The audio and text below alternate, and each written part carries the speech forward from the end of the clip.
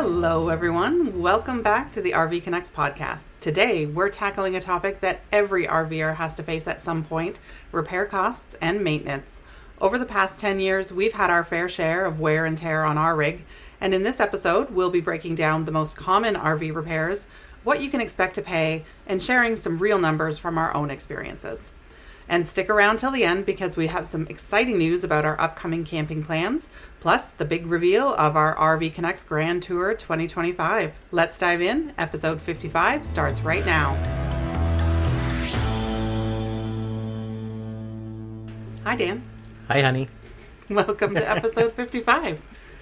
I'm really excited for this one. I feel like this is a bit of a nerdy episode about repair costs and maintenance and our own experience, but it's one I wanted to do for a while, and I've been working on it for a little while. So thank you, everybody, for humoring me on this, but I hope it's really informative. And I'm really excited for this episode because I don't have to talk that much.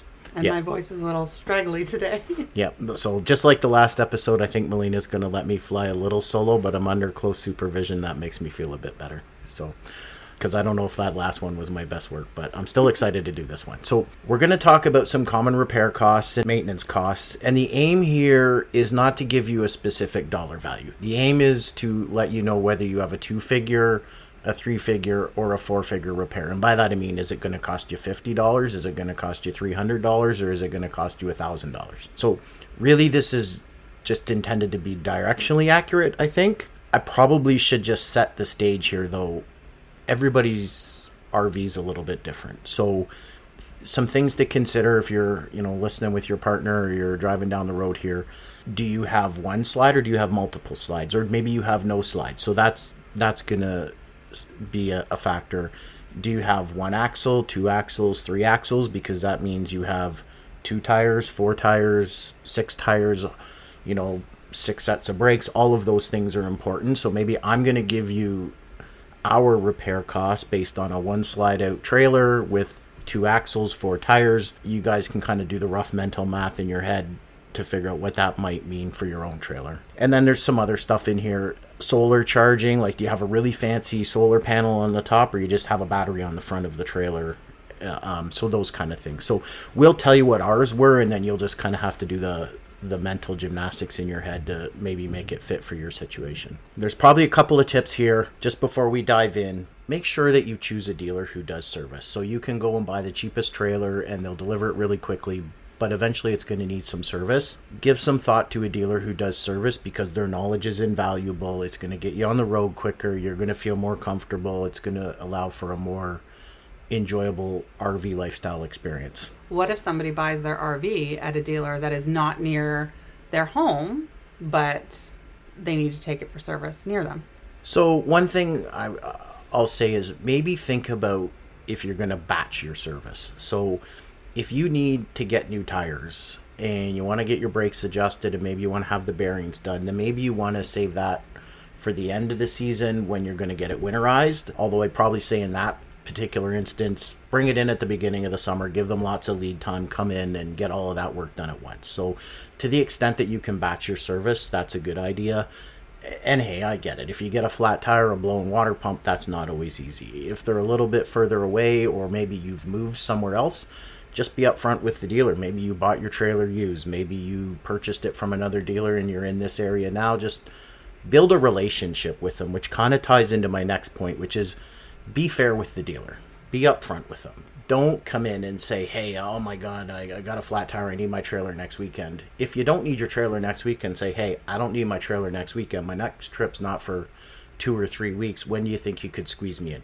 If you're more accommodating to them, they're probably going to have an easier time helping you and be a lot more friendly. And so I think this comes down to we've all been, or lots of us have been at the airport and somebody goes up to the counter and loses their mind because their flight got canceled, and the person who comes up nice and quiet and says, hey, I get it's a tough day, you didn't cancel the flight, help me out, that person's probably going to have an easier time. So if you can be flexible and fair with the dealer, that's probably your best course of action, your best way to manage the relationship. I think on that point too, when you are that customer and when you are very fair with the dealer, when something pops up that is an emergency, you're more likely to be given the grace of rapid help.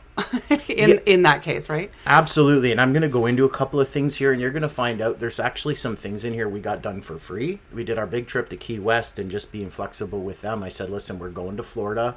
We're doing a big trip. I know everybody would feel good if, the tires are checked, the brakes are done, bearings are, just give it a good once over. We're not leaving for 3 more weeks. When would you like me to bring it in? And they said, hey, come on in, just drop it off. We'll get to it. We'll definitely have it done a week before your trip. And a week later, they had everything done, ready to go. And they were wanted to know about the trip and where we're going. And so that was kind of where us being casual and cool about it and thinking ahead got us out the door quicker. But I'll give a couple examples where some things were free. Mm-hmm. And then the last thing is, just remember, the dealer's got to keep the lights on.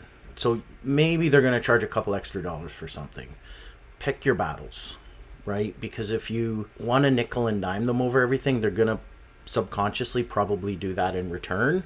And so just remember, they're running a business. They got to keep their lights on. Everybody there has a family and kids, and they want to have Christmas and pay their mortgage too. So let's just be reasonable with them. And that all just goes back to picking a good dealer who does good service work. And you can kind of see that because when you go in to look at a dealer, you can kind of size up how many service bays do they have, how big is their service department. Look, those little things you can kind of size up the first time you go in. Yeah. So I guess really in no particular order, we'll kind of dive into things here. This one's a little bit of an odd one. So your trailer has a breakaway cable, and the breakaway cable, if catastrophe strikes and your trailer comes detached from the tow vehicle and the change brake, there's a breakaway cable there. And the whole idea of the breakaway cable is it snaps and it locks your trailer brakes and engages them. So it's a really important piece of equipment. I bet you most people don't even look at it. Ours was starting to get frayed. That one cost us $80. It's not a hard repair. I probably could have looked it up on YouTube, felt more comfortable about it, but I also wouldn't have known exactly which part to order. I would have had to go to the RV dealer anyway. So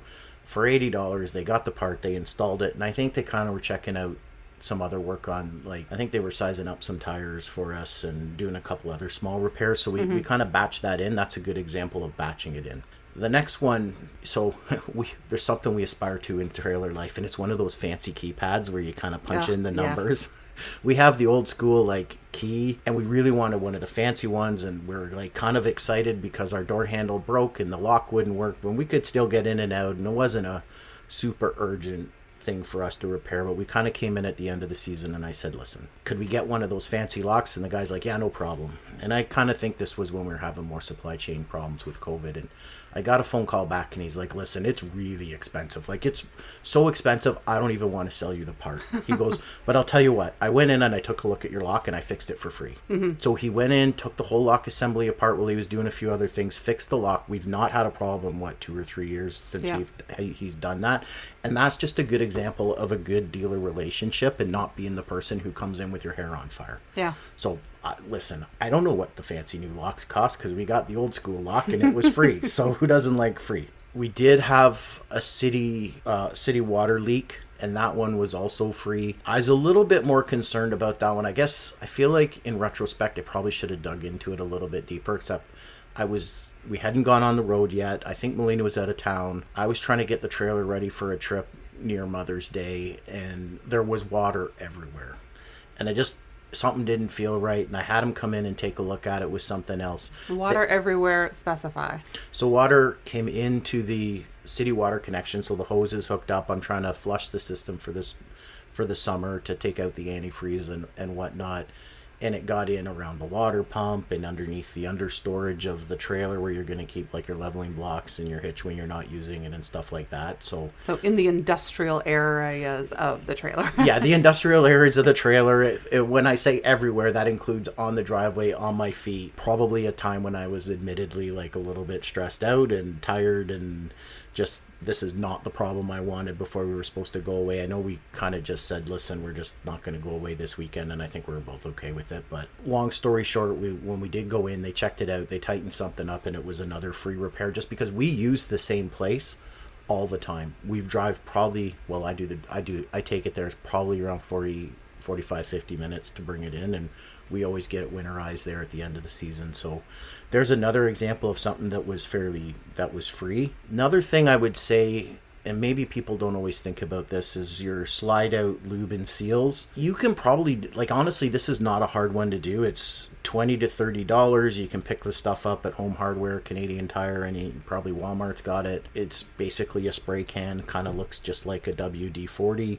You can do that one yourself, probably just do it at the, couple times during the year just to check things out, make sure everything's functioning the way it could. There's no rips, tears, that kind of stuff. It's and not why that's important, and a lot of people don't do this, I find, or don't know that they should do this, is because the rubber, the seals on your slide out will dry out. They will crack. Yeah. They will become less pliable, right? And what this does is it essentially kind of oils them and protects them. UV protects them so that they stay nice and soft. And the problem is not so much when the trailer's used and the slide out's out, but it's what happens when the slide out is closed and you have bad weather, right? You want to prevent those leaks when you're not around the trailer. And the other part to think about is not just the seals. When your slide out has to come in and out, there's a mechanism. There's like a gear assembly for it to slide in and out. And just by having a good relationship with the dealer, I was able to ask a couple of questions. I said, I got this sound, and I happened to be there. And he's like, you probably just need to lube that up a little bit just to let it come in and out. That took away the sound that we were hearing. Probably, just one of the things you'll learn over the years of experience, and we just want to share with you, and it's something you can do yourself. Well, it's essentially a different version of the same product you would put on the seals. It's a can that you're spraying on your slide mechanism, the chains or whatever that's throwing it in and out to protect it. Yeah, and each one of those cans is like, what, $15, $20? Yeah. That's why I kind of say you got a 2-figure repair cost. I think the next one, I think these two are really important. So if your trailer has electric brakes, it's a good idea to go in and get your electric brakes adjusted and checked. And so the first time we had this done, it cost us $120. The brakes didn't feel right. They didn't sound right. I had them checked out. They did an adjustment. It was a normal maintenance cost. Same way you would get like the oil changed on your car. I'm going to go out on a limb and say nobody ever talks about this around the campfire, which makes me think most people probably don't do it, but it tows a lot better. You feel better about the safety and stopping. So it's something that you should have done regularly. And we do a lot of miles, right? So we need to have it done a little bit more frequently. We had it done this summer. It was free. It was free because we paid $700 to get new tires. Mm-hmm. So we paid $700 to get new tires. So you're like, well, how often do I change my tires? Well, that's a bit like, how long is a piece of string, right?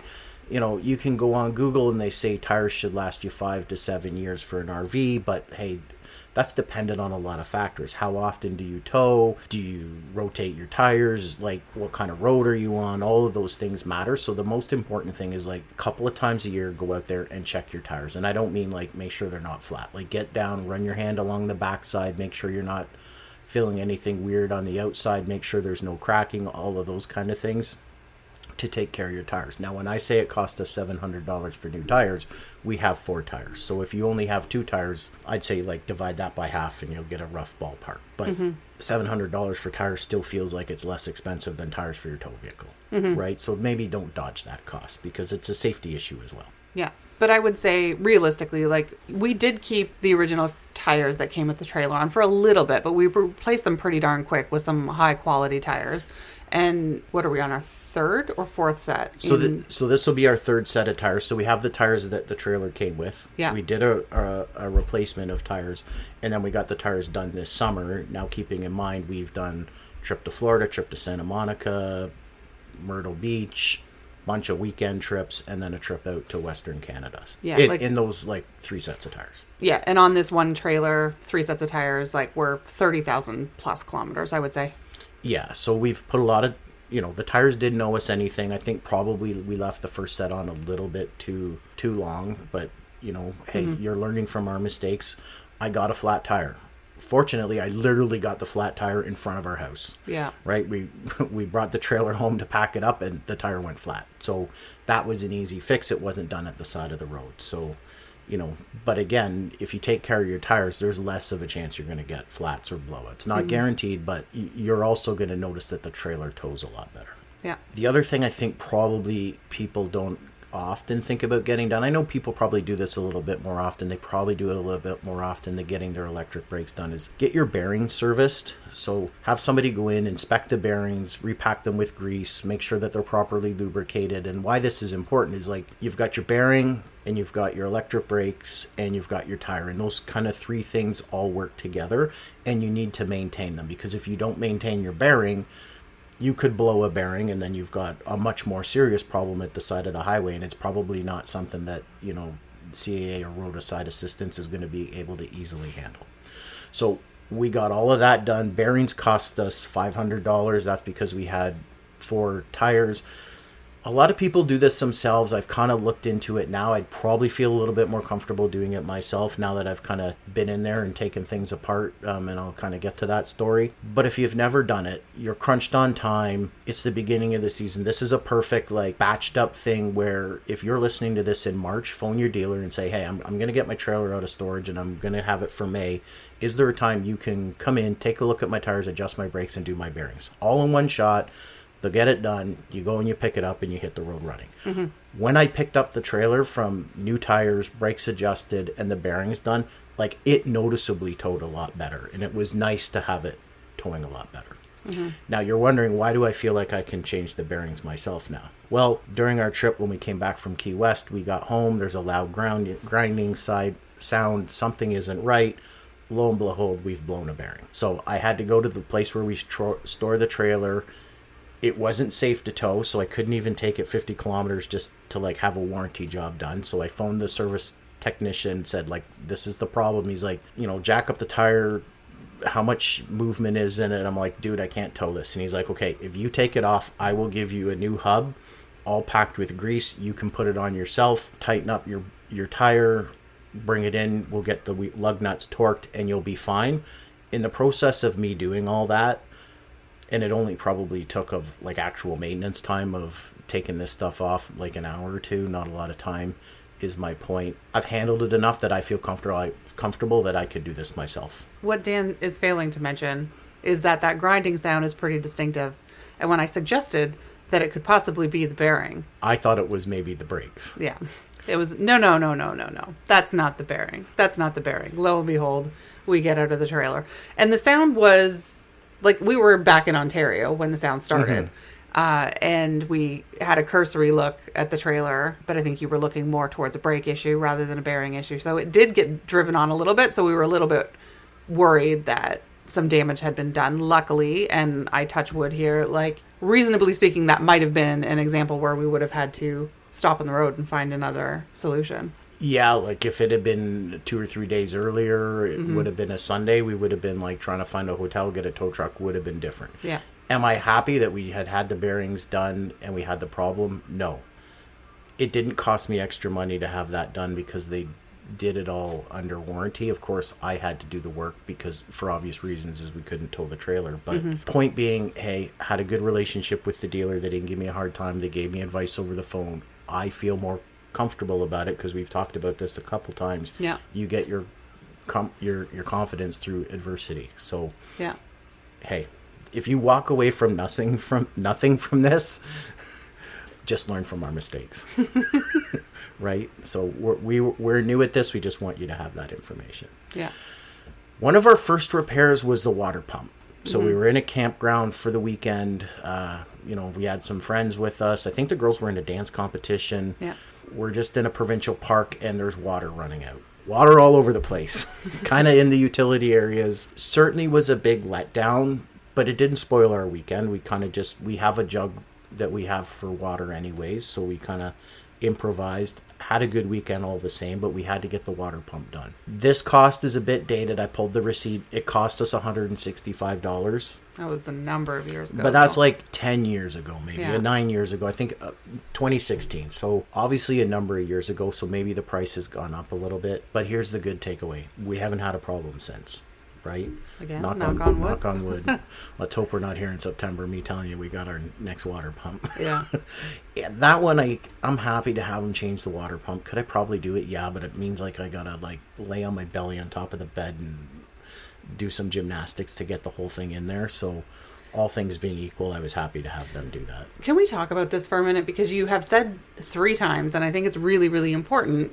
I probably could have done it myself, but we just paid to have it done. I probably could have done it myself. Like, and winterization is one of them. Like, we pay to have our trailer winterized. But I think it's important. Like, everybody says that with like this asterisk of shame, where it's perfectly okay, even as a seasoned RVer, to get the dealership to do maintenance on your trailer. Like, you know, there's always this constant like undertone, and I see it a lot on like Facebook groups and, you know, trailer forums where it's like, oh, well, if you don't do every aspect of every part of trailer maintenance yourself, you're not a real RVer. And I just want to say right now, it is perfectly fine to pay for the dealer to have, you know, things done to your trailer. It is perfectly fine to do them yourselves. You know, if somebody can't crawl up on the roof, it's okay. Get somebody to come and redo all of your roof seals. Like, there is no right way to RV, and we say this a lot, but I think it needs to be said from a maintenance perspective, because there's always this like thread of like, oh, you're lesser than if you do certain things. Totally not the case. Do what you're comfortable with, do what makes you happy, and there is no wrong answer at the end of the day. It's all about making sure that your rig is safe and secure and available when you want to use it. Yeah, and I think what I would like people to get is just be confident to have an educated conversation. You're not going to change the pump on your truck or your minivan, so why would you maybe necessarily be expected to do it here? But like, let's have an educated conversation so you can ask some questions. So, hey, if it does happen to you in the campground in the middle of the weekend, what do I do? Well, you just shut off the water pump and you mop up the mess, right? In that particular instance. But just enough to have an educated conversation with somebody about the problem. I've had to do this one a couple of times. So we had a pop-up camper. The propane hose started leaking. I repaired that one myself. That was so long ago, I don't even remember what it cost. The last time we had to have the propane fixed on the trailer, what had happened is funny enough, it seems to be in the summer when this happens, or the spring when we're getting ready for the summer. I was getting the trailer ready, summarizing it really, and I could smell propane, and I'm like, oh, this is not good. So, you take the cover off, you disconnect everything, you turn the tanks off, you let it air out. Maybe I didn't have something connected right, hooked it all back. Oh, this is bad. So we very clearly had a propane leak. You could smell it. So I went in, it cost us $80 for the propane regulator, $110 for a leak test. It cost $65 to have it installed. I think this is a good one. Like, go get somebody to do this, especially with a much more complicated trailer, because you don't want to be messing around with propane and something combustible and have an inadvertent leak because you didn't know what you were doing. Yeah. Right? And so I was happy to do it. I was happy to have them do it because, keeping the marriage together is priceless, right? Because I'm sure you are more comfortable knowing that like a proper service technician did it, not me kind of jimmying something together telling you to be okay. Yeah, well, especially when you want to go to bed and wake up the next morning. Yeah, so listen, there's another one, and then last couple of ones here. This price is going to be all over the place. So the deep cycle battery, we have one battery on our trailer. That's it. We have a standard bottom of the line Canadian Tire deep cycle battery that's been in there for a couple of years. It does the job. We take it out every winter. We keep it charged up. We take care of it. It will not last forever. The price right now on Canadian Tire is about $170 for that, and the price goes up because there are people that have like really, really fancy batteries. We do not, but you know that your starting point is going to be like $170 plus tax and maybe some environmental fees. So that one's pretty straightforward. You probably can do that one yourself. You can take your battery into Canadian Tire or an auto parts place and they'll test it, but that just gives you an idea. And then the last thing we've had done is a electric RV jack. That one went on us in Drumheller, right? Yeah. There was some grinding and it wasn't sounding right. I actually thought it was the battery, to be honest with you. We eventually reached the point where like it conked out and it seized up. And I don't recall, I think we got it off the truck, but we didn't level perfectly because we knew we had to get it back onto the truck. Yeah, and to get it onto the truck, we had to get the kids and myself, I think, to stand on the bumper to like lower the back end of the truck enough just to fit it underneath. Just a hair, where the jack was, because it had fully seized. Like, we were manually turning the jack, but it would not go anymore. Yeah, so it would go down, but it wouldn't go up anymore. Yeah, so your jack probably has a manual override. Even our manual override conked out. We were in Drumheller, we were in a campsite, we were there. We were there for 2 or 3 days. So another example of like, hey, it didn't kill our trip to Drumheller. It took a few hours out when we finally did get the repair done, but felt like it could be catastrophe, but it wasn't. Funny enough, nobody in Drumheller stocks them, if you care. We did call a mobile RV tech. He was not available. Told us a couple of stores in town to try, so we went to like the Napa or whatever, like the auto parts store, and I don't even think there's a Canadian Tire there. We went to a couple of places. Maybe there is a Canadian Tire. I can't remember. We went to 2 places. None of them had it, so we managed to jimmy it together and drive to Calgary. Yeah, we drove to Calgary. We got it fixed. The RV tech was great. He still gave us a little bit of information. We phoned ahead to a dealer because by this point, like, we're on the road. He's like, I cannot put this thing in for you. Like, I do not have time. I have one, but like, I do not have a technician, but you're more than welcome to do it yourself in the parking lot. So interestingly, I timed myself. I didn't tell anybody that I was timing myself because I didn't want, I didn't need pressure from the back seat. From the minute we pulled into their parking lot till we walked out of their parking lot, it was an hour to do the whole thing. That included taking the bikes off the bike rack, just the way that we have our bikes set up on the trailer. So really, it's only like 2 or 3 wires, 3 bolts. We got it done and we were out. Felt like that's the kind of thing where you think maybe catastrophe could strike, but it took like, a couple hours out of our day. Yeah, the only negative there, I think it was 10 degrees that day, so it was a little chilly. Yeah, it was a little chilly. It was windy. I think maybe the rain was rolling in. But all things being equal, Yeah. like, I know this isn't everything that could break in your trailer, but like, that's 10 years of experience and what it cost us. Keep in mind, like, I've given you the price in Canadian dollars. I've given you the price in parts. Your dealer's probably going to have like a shop rate if they're going to do an installation. Remember, I talked about having a good relationship with them as much as you can. Batch things up. Like, if you got a flat tire, there's nothing you can do about it. But if there's like an upgrade or some routine maintenance, put it in the spring, put it in the fall. That'll help keep your costs down. A lot of these things don't take a lot of time to do, especially if they know what they're doing. And then, like Melina quite rightly points out, it's okay to have them do the work.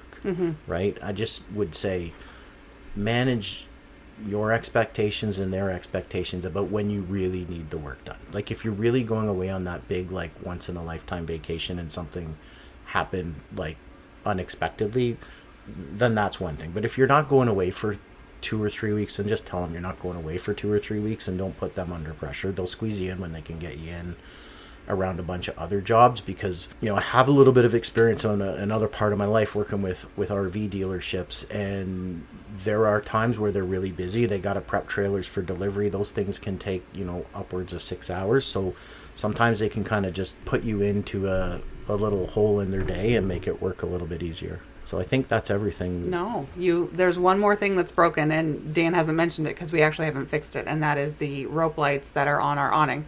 They went probably 2 years ago, 3 years ago, and we just haven't fixed them because, they're a nice to have, but the awning works. It's an electric awning, fine. But do we really need the ritzy lights? Like, well, it's one of those, like, we'll get to it when we get to it. We just haven't got to it. I feel like the solution's going to be like some indoor-outdoor patio lights that we can kind of like string up like Christmas lights with an extension cord, and maybe it'll look a little Griswold, but you are right. I do mean to like do that all the time, and it never seems to get done. It's fine. That's life. But if we're counting over 10 years, like what has actually broken, like that's probably the extent of it. And I think I would probably take this minute to say there's a lot of things that haven't broken because we've maintained them, right? Like, so like, do not neglect cleaning your roof. Don't neglect doing your roof seals and your window seals and all of the caulking along. Or the lap sealant all over the rest of all of the seams of your trailer. Just keep it clean, really. Like, I think what happens is when you go in and you clean your trailer, whether it's inside or outside, that forces you to get into the nooks and crannies and see if there's something wrong there or something like that. Like, every once in a while, I unscrew the vents for the heater and just kind of vacuum them out and take the crud out, and air conditioner filters and things like that. But I think the point is, it's really easy to like ignore the fact that you might have 1 or 2 skylights on your roof until they start leaking, right? And go, oh yeah, like we were supposed to redo those seals at the top, right? Yeah. There's probably some wise ounce of prevention saves you something. I can't remember. Ounce of prevention is worth a pound of cure. We got it. throw it in the comments. So did you want to talk about like what the 2025 season looks for us? Yeah, I'm super excited. So it's not going to sound like a lot of trips, but it's a lot of nights. So we've got our regular round of camping. We've got our regular round of just, RV Canucks summer season. And then we've got our 2025 Grand Tour, which, last year was Key West. The year before that was Banff.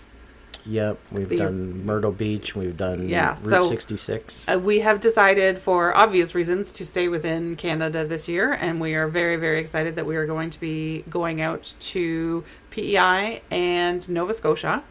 Would love to include, Newfoundland. I guess we're traversing through New Brunswick, so does that count? I don't know. Well, we are staying overnight in New Brunswick, so that should count.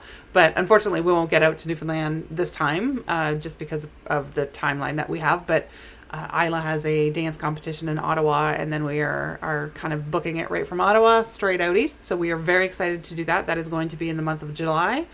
We are starting off with a shakedown trip in April, to be determined where we are going. But April is when we usually do our yearly shakedown trip. In May, we are up to Inverhuron. In June, Dan has a race that he's looking at, a foot race that he's looking at it doing. So we might do a trip with that. And then we are also going to be doing some harvest hosts this year. So I think June we'll probably see at least one or two of those on a weekend, just to kind of go out and see some cool things. I can't actually see that list over there. What else have we got, Dan? Well, so in July, we're going to have the Grand Tour. So we're going to be in Ottawa, not necessarily using the trailer, but we'll bring the trailer with us. If you're not from like Ontario, or you're not familiar with the geography, it's what, 5, 6? No, it's like with the trail, it's going to be 6 or 7 hours to get to Ottawa. Yeah. So what we're trying to avoid is going to Ottawa, coming back here, and then going right back down the same road that we just traveled on. So we'll kind of work and do some stuff in Ottawa with the dance competition, and then we'll head on out to the Maritimes, Atlantic Canada. So that's probably going to chew up most of July, to be honest with you. It's probably at least a 2-week trip for us. And then August, we've got some festival camping, the Highland Games, another dance competition. That's always a fun one. So last year, we did not get the best campsite. That's my fault. Sorry, everybody. I think we all forgot that camping opened up. Well, we all forgot that camping opened up, and we had to take what we could get, except when I finally did take what we could get, I neglected to see that there was no water hookup. Yeah, which was fine. Just power. Actually, there was no power either. No, there was no power, no water, but it's a weekend. Yeah. And to be quite honest, this particular festival is very, very close to our home, so we can go home if we need to.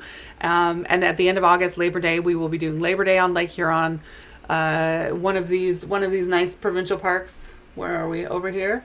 If you're looking on video, I'm pointing to our map of the Ontario provincial parks. So one of those ones we're not exactly sure, but I should say Labor Day weekend. It's not. It's like the week heading up to Labor Day weekend, because Labor Day weekend is so busy. So we prefer to take 1 or 2 days throughout the week just to end the summer, and I think everybody finds that really relaxing. In September, we are doing some camping with some good friends, just up in Alliston, Ontario.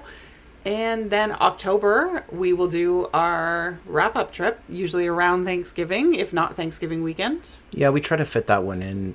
Fiona works, and so we try to do something where she can still go to work but spend time with the family. So we'll kind of play that one by ear when we get to it. But it's a lot of nights, I think, just not as many trips or different parks. But I'm really excited to try out the Harvest Host. Yeah. And get out to the Maritimes and Atlantic Canada. And Dan and the girls, I think we're looking at taking a boondocking trip this summer. Yeah. So there's been some chatter amongst me and the kids.